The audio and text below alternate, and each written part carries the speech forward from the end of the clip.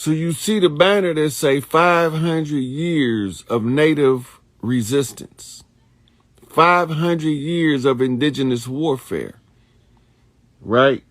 Now, this could have been over many times, but people like me was always killed on the ground, so they could never exercise the birthright, right? That's why our children in our communities die at an earlier age, right? All of these things also does something as a side effect. See, we don't ever look at the side effect. We always look at the direct effect. Sometimes the side effect tells you the importance of the direct effect, of it allowing it to take place. The side effect of oppression is teenage pregnancy. Girls becoming pubescent at earlier and earlier ages. If girls come into puberty earlier, they have a more likelihood of producing children earlier. If they produce children earlier, that means that it's going to engage more of the elder women, because it got to be a condition where the men is minimized. These elder women in turn begin to teach the children how to resist based on the premises of the government they under. It don't matter what system they create. The law of nature will always adapt to that system to make it conform to the laws of nature when the right person is raised, right? So now we are remolding this reality back to the laws of nature to override the laws of man. And these laws was the laws that governed the game and kept us in the subservient position, right? So it's a set number of personalities any culture can produce, because the law of nature has a wired in hierarchy or caste system, right? This is how the idea of royalty ever came into place. Alpha lines is what they call. The alpha line is the line that consistently produce the best candidate to resolve whatever it is. Every time, consistently. No matter what the problem is, this bloodline is going to adapt to find the solution by producing an offspring wired with the solution in him.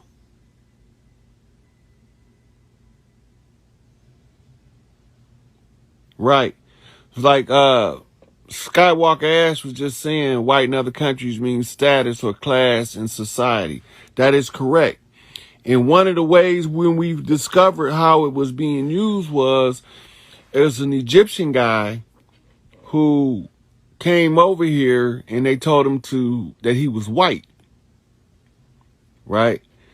And he didn't understand how he was being separated from us by him being called white and us being called black, which created a big uproar in the Middle East coming out of Egypt. But that's a whole nother story.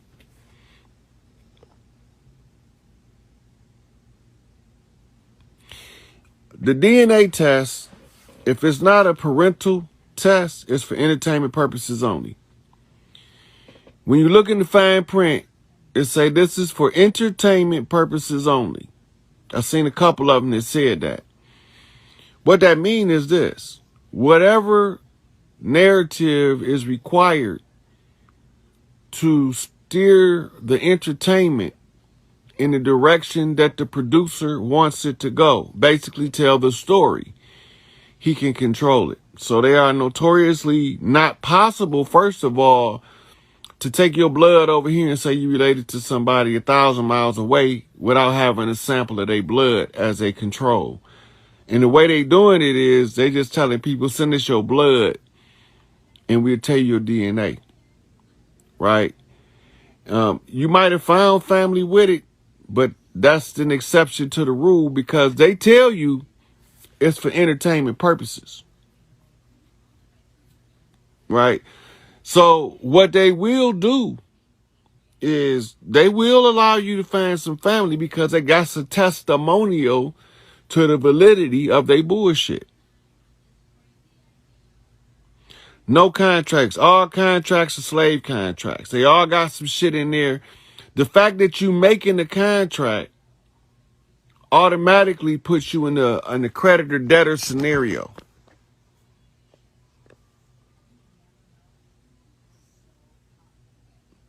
Baby Hoove.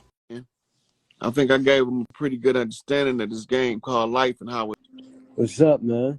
You got it, you got it. Where you calling from? New Orleans. From the NO. That's what's up. What brings you in today? What's your name? Gary.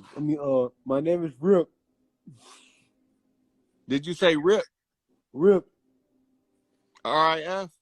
R.I.P. Okay. Hey, look, that's what we used to call my nephew. So what you want to talk about today? Whatever, bro. It's all on you, man. I'm trying to hear your knowledge. You got any questions? You got anything you want to know about specifically? Rules of the universe. Karma. I've been already talking about that. That's what most of the video about. Karma. Yeah, all that's part of the game. Preach on it to me. Yeah. So I'm gonna take somebody else if they got some questions. You keep watching, and maybe we touch on some more, get some more detail about that with some of these other questions. Thanks. All right, fam. All right. Peace, God. How you doing? Appreciate Good. Loving them dreads, boy. it. Appreciate it. Now, hey, I cut it before because it was a spell casted on me. Back when my lower self, I didn't really know who I was. But yo, about this game. So you said the Europe black nobility conquistadors. Like when you so. How did they even like start? And like, can you just elaborate a little bit more on that? And I just want to know about the Voodoo Wait. game. Slow down. You say, how did they start? Start what? Like with the infiltrate, like how did they infiltrate us? Like I Okay, know they so like us and shit. Like, go ahead. okay, so when we go back to what our ancestors were saying, they was making agreements with us. They was marrying into our clans, right? But the whole time they had the intent to sell us out. All right. Right? That was their goal from the beginning. Now, they didn't only use one technique. They used the outright military attack, right? So you have to understand what Cortez was doing when he was slaughtering motherfuckers looking for Cordoba. Cordoba, and that was one of our leaders. Cordoba was the city of gold. City, okay. Cordoba was the city of gold. Okay, And now. Cordoba was in like on this land right here that we in right now. It was the city it was the Atlantean city that flew away. Okay. They call it the Crystal City in the Bible. Okay, Crystal City. Crystal City. And then one more joint, like you said, it's a voodoo game. And if you're not, you need to be tapped into that. So can you like, because I don't really know how to, but the researching thing, it's hard to really research stuff because I don't really know what is real and what's not. Listen. Go ahead. The voodoo game that they was playing, Conjure War, is high magic. Because I know high magic, I can see it when it's being done. Okay. I know that they told us that voodoo was evil, wicked, and we should stay away from it. Right. But I also know that we was doing voodoo thousands of years before they brought a Bible. Facts. Now, I also know that when they brought their Bible was when they decided that voodoo was something they didn't want us to know. When I studied voodoo, I found that voodoo is the application of the laws of nature to manifest your best life. Okay. Right? And voodoo, that's the purpose of it. Now, people became selfish and started using something called low magic. Low magic is using base elemental magic to control other people. Right? Right. So they was taking low magic and they was using low magic on a mass scale. That's basically Right? like code lockdown. Low magic. Yep. Uh-huh. Okay, now, while the people are being victimized by the low magic, they doing something to keep the higher ranking of the people in a narcotic state. It's called bloodletting rituals. Bloodletting rituals. Right. Because angels in human form don't like the smell of blood, and the adrenaline from adrenochrome makes them senselessly angry. Okay. And they'll just start tearing up shit. All right. But the bloodletting ritual keeps them narcotized. Kingu, that's exactly the spell called Kingu. The Nuwabians identified the name of it. Okay. Okay, so once you start using voodoo, the spell can't work on you because you're finding balance with yourself as the first frame of reference. And as soon as one of us balance out to the laws of nature perfect, she using us. Ain't no question about it. Right. I've been waiting on one of y'all. Right. Right? Mm-hmm. So now you start coming out of the spell in reverse. You can smell the blood in the atmosphere of the children, the slaughterhouses, the mass bloodletting rituals. Right? You can smell it in the atmosphere. It's repugnant. It's like smelling it's not like a repellent like a skunk. It's like smelling real strong urine. Okay. Right? In Okay. a real hot place with very low ventilation. Yeah, so that's that shit. And it give you a migraine headache.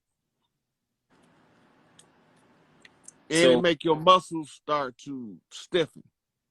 It's bad. But you got to go through it to wake up. You can't wake up without smelling that blood in the morning, 3 a.m. while they doing it. Well, they not doing them now, but they was doing them rituals. Because Big Mama needs you to know what you fighting against. right. So she got to wake you through the trauma that the world is going through. All right. That makes total sense. So like you Now, got all right, go ahead. once you come through the trauma, your anger is kindled. If you're not balanced, you can't control it. If you're not balanced, you can't control it. You are in 100-mile-an-hour rage with no direction. You just gonna tear some shit up. And Even this your is own why you won't know you won't know who to attack. I am. Right? Because Right. all the intellectual teaching is that our enemy don't look like us. Right. But the spiritual knowledge says they look like us and some of them don't. Right? So the spiritual knowledge overrides what these people saying. Those who want you to continue vibrating at a low frequency are going to keep pushing the race issue. Tell them the race is over. Tell them the race is over and the gorilla won. Right. Right? So this smell, it does some fucked up shit to you. But once you get to the point where you can gain your composure now, right? Now you got to go through the adrenaline. This is where you have to be fearless in your shadow work. Because when she wake you through the adrenaline of all of the babies that suffered the adrenochrome, your adrenaline level rise quick than a motherfucker. Right? So now you full of adrenaline with no outlet. You might be asleep when you wake up. It might wake you up out of dead sleep. right? But once you woke now. Right. Like you know what's going on because you went through the experience and Earth and told you. Right. Big Mama then aligned you with nature to the point where you know now you just listen to the people to hear how to translate the feelings of the grievance. Right? So then people complain, consistent complaints. Those consistent complaints become the grievance of the earth. The grievance. All right. All right. Now, the complaint has to be consistent, clean across the land. Like which like you has to be consistent, clean across the land. Like yeah, in order to be a what you call a God level grievance. In order for Big Mama to assign it for me or Larry to fix it, it got to be a certain amount of people with the same grievance. okay, okay. Right? All across the land. Right. That means that it's a universal issue. It affects people unilaterally across all barriers and all lines. We need to deal with this and we need to fix this problem. Right? Right. So now that we understand that the problem is here, the people that vex the grievance, then we have to codify it. That means what is the consequence that go with this? All right. You know what I mean? Mm-hmm. And how do you turn this shit around? Then you have to take it out to your people when you got all of it figured out. Your elders come to you and say, okay, give me the answers you came up with and let me go see if they fit. If all your answers fit, you got all the right answers, okay, now go present the problem to the public. Go tell the people what the issue is and see if they can muster up enough of their God self to wake up from the slumber and reclaim what's rightfully theirs by addressing the same grievance. Right? Mm-hmm. My job is to simplify it into one thing that covers all of the grievances. Right? Before I present it to the people, I got to make it as simple as possible for them to overcome the obstacle because they made it as difficult as possible to keep us oppressed. Right. So the level of difficulty they created the obstacle, the exit has to have the equal amount of ease. And it's real simple. It's a battle cry, and the battle cry is Free Larry Hoover. Period. And that answers all of the underlying grievances in our community across the land, from our land back to our wealth back to getting the imposters off the land to restoring our families and our family structures and going back to a more wholesome way of living, getting rid of the GMOs out of the atmosphere, right, out of the food, out of the ground. All of that is all that's part of Free Larry Hoover. Right. He's just one man. Right. But you have to sum up the total grievances and the injustice that he was faced with. The injustice Angel Bay was faced with. The injustice Tukey was faced with. By the same people that's doing the dirt. It's sufficient for me to use either one of them as the battle cry. The thing being is, by me being in the clan of Larry Hoover, he the chairman of the board. He my chief. Right, right. So I use Free Larry Hoover. But to me, it don't mean no different than Free Chief Malik Angel Bay. Right? Mm-hmm. Where's Big Stan Tukey Williams? Right? It's all the same to me, but to the people, you got to make it as simple as possible. The simplest way to get all our wealth back, get everything back, is to get us to understand that the battle cry is Free Larry Hoover. Right. Once we get that to click, we can focus on one agenda. That one agenda automatically shifts when we reach critical mass. That's deep. So look, let me get 2 books that you recommend. One for Voodoo and just one like that's just something that I should probably really tap into.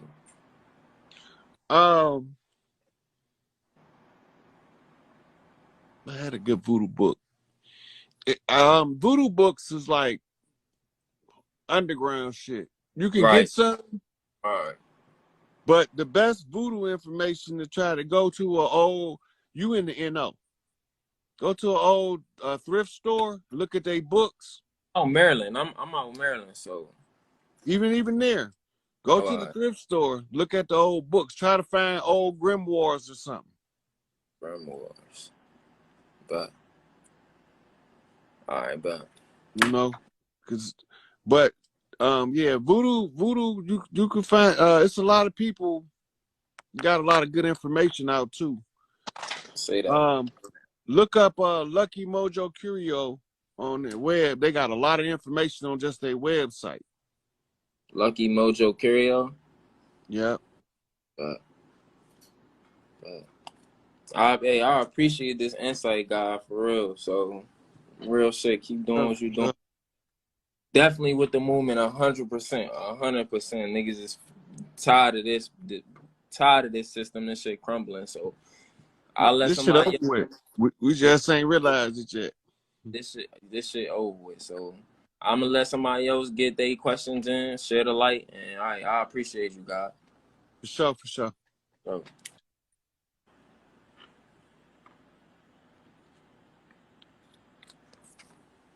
I don't even know how to. So, Hey, give me a second.